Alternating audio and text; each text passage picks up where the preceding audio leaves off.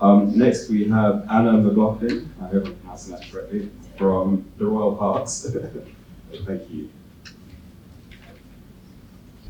Thank you, and hi, and thanks to Carl and Jan for asking me to come today. So, as I said, my name is Anna MacLaughlin. I am currently the volunteer officer for Royal Parks, but I only have been for 3 months.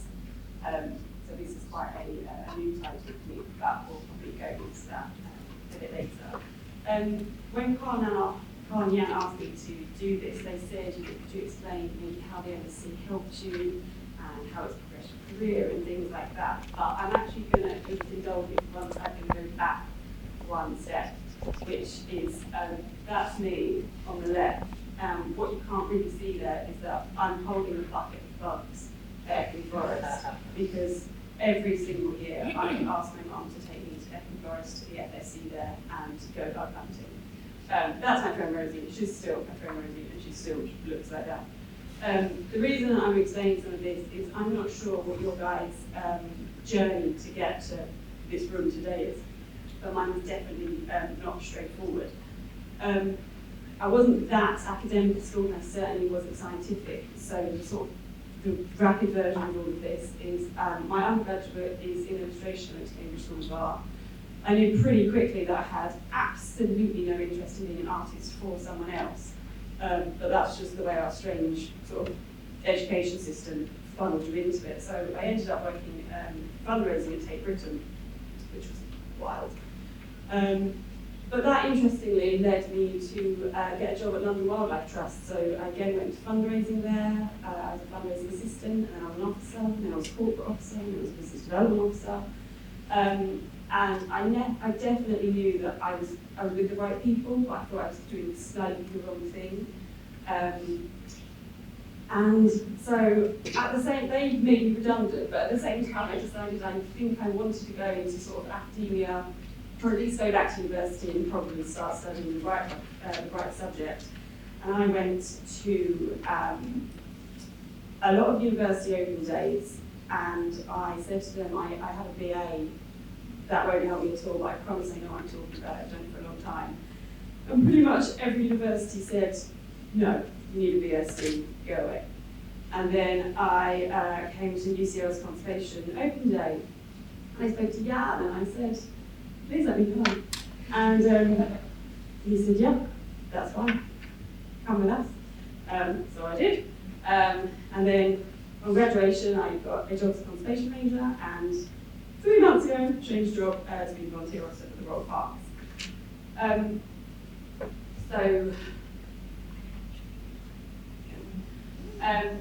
The MSc. So the things that helped, I think, the most, the education side of it, yeah, totally, absolutely. But actually, I think my favourite things were all of the things that intermingled with everything that we did in the course.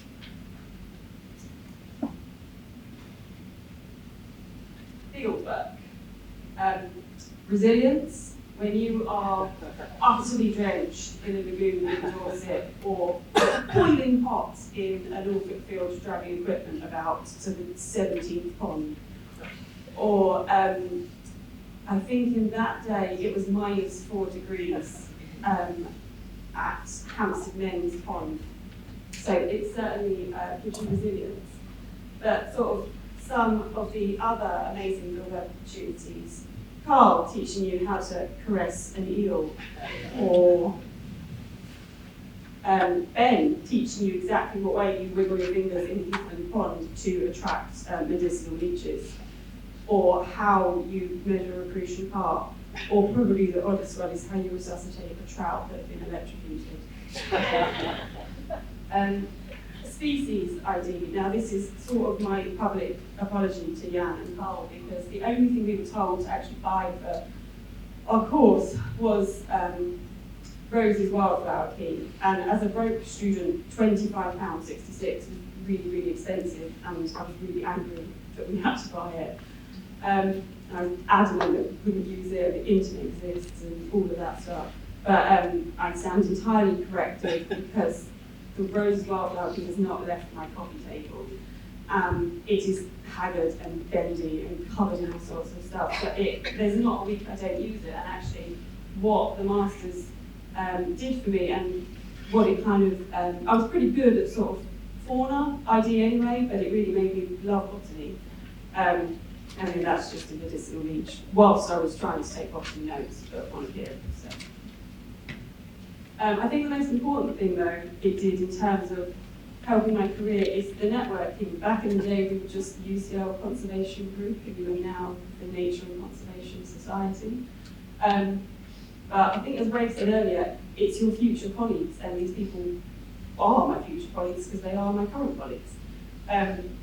The networking and collaborations, we've done bio-blitzes in Chagford and in Berkeley Square. The other one, I think, was a arts engagement with UCL Engage. There was a massive arts pollution project that we did together, and then sort of getting the opportunity and kind of just having the goal of being students and going, Nick Baker, George McGavin, will you do us a talk? And then miraculously saying yes. And then there was just one tiny sprinkling of crisis management. I think to this day I'm the only person who called up Jan and cried and said, my thesis has been eaten by a kestrel. And it had. The entire term holiday I was studying was lunch. But crisis management, in his effervescent, calm style, Jan talked me through what to do next, and sure enough, there was an actual project at the end of the day. I became a conservation ranger for Redbridge. Full disclosure, I grew up in Redbridge. I still live in Redbridge. I'm incredibly biased towards East London. But all of these things are part of those jobs. To be honest, I think everyone who's speaking to you today is probably going to explain that every job has 17 different jobs sort of within it.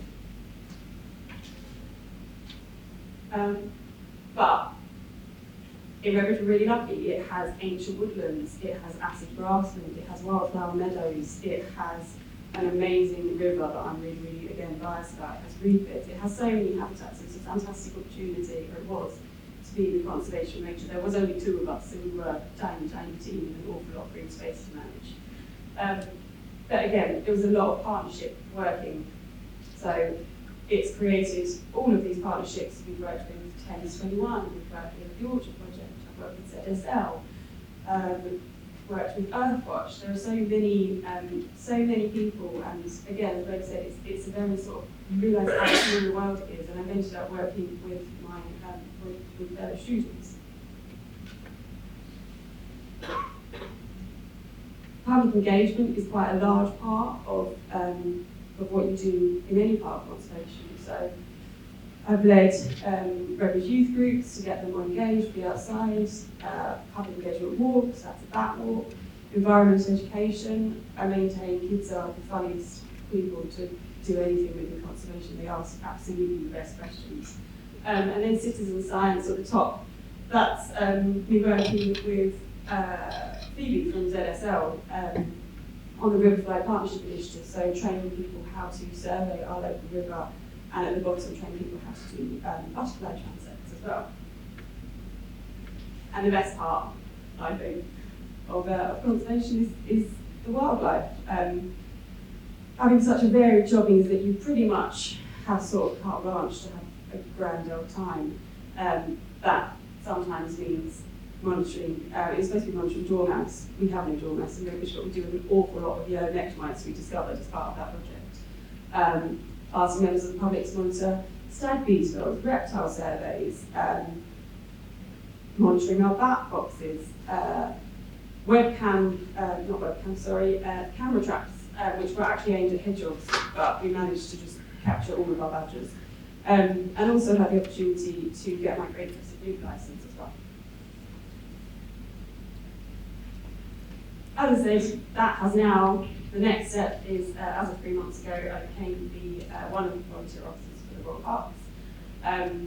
This is a shameless plug on the slide, but rather than actually being the conservation ranger now, I am getting a whole army of volunteer rangers to come and sort of help me with all of this. The role I'm currently doing is to be the sort of coordinator for volunteering within the Range Park and Regent's Park. The rangers already exist in Richmond and Bushy, And they get involved in loads of stuff. A lot of it is still wildlife related, but a whole lot of it is engagement with visitors. And also there's a massive heritage component about parks as well, which is new for me, but actually I find really, really interesting.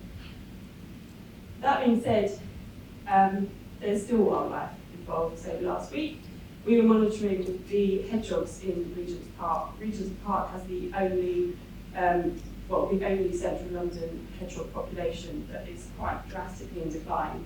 I think 9 years ago when we started monitoring, there were 30 plus. There are now 9. They're not going to be around for long, but the point is we have to manage them and see how they're doing. So that was about 3 a.m. It was tough, but it's lovely. And again, because of all of those networks, because of all of those sort of collaborations, next week, which is not part of my job, but I'm going to monitor the eel trap on the River Roding, and that is solely because of all of those partnerships and all of those people that I've met over the years who have said, yeah, come along, can be part of it. So the last thing that Jan and Carl asked us to sort of cover, which I think is impossible in a 15-minute presentation, but what is successful conservation? Honestly, I have absolutely no idea. That's not necessarily true, but potentially realistic. What I do think is true are these things, and I actually originally had, similarly to Ben, talked about kind of conservation on a local scale and the successes there, but actually, ultimately, they're the bigger questions that we need to answer. I think we need to be more proactive about. Some of you might recognise these are basically a variation on the United Nations sustainability pillars, but I think pretty much everyone would agree that these are actually absolutely basic for conservation success. Environmental sustainability, we have to be responsible, we have to have responsible interactions with the environment to avoid depletion. Social justice, we know that marginalised communities are infinitely worse off. They bear the brunt of the worst environmental problems, and more often than not, they don't have the resources to fight it. Economic stability, we need to ensure that people have jobs, they have clean water, they have somewhere to live, they have food security, and if you don't do any of that, then sort of all of it's in vain, ultimately. But the thread through all of my slides is people. People potentially got us into this, but it will absolutely be people that get us out there. And the best thing of the masters and my jobs before the masters and all sorts of things are people. I think we need to respect the authority of grassroots movements. I think at times we need, as conservationists, to step out of the echo chamber, this room potentially included, and examine where we're lacking, examine who's not here, who aren't we reaching, why aren't we reaching them, are we gatekeeping? But ultimately, I think anyone can be a conservationist as long as you're passionate. Formal training is not a prerequisite for it. And there's going to be a lot of time and it takes a lot of energy, but successful conservation is worth it, and I think there's a role for absolutely everyone. Thank you.